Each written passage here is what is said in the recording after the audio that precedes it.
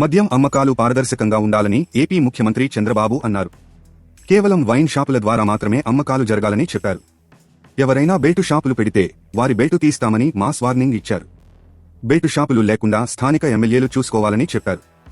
రాష్ట్రంలో ఎవరైనా క్రైమ్కు పాల్పడితే తాట తీస్తానని హెచ్చరించారు. అమ్మాయిలు మహిళలపై సోషల్ మీడియాలో ఎవరైనా పోస్టులు పెడితే అదే వారికి ఆఖరి రోజు అన్నారు. అసెంబ్లీలో మాట్లాడుతూ ఆయన ఈ వ్యాఖ్యలు చేశారు.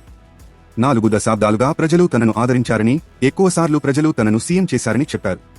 గత వైసీపీ ప్రభుత్వంలో తనను ఎన్నో ఇబ్బందులకు గురిచేశారని, జైలుకు కూడా పంపించారని అన్నారు.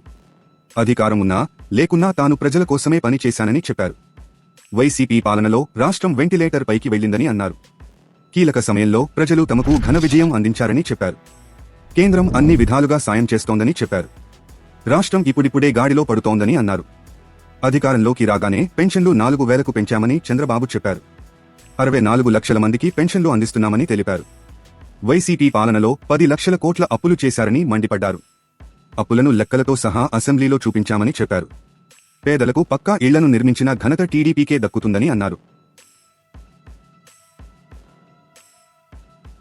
తాజా సమాచారం కోసం లైక్ చేయండి, సబ్స్క్రైబ్ చేయండి, నోటిఫికేషన్ల కోసం గంట సింబల్ ఆన్ చేసి పెట్టండి.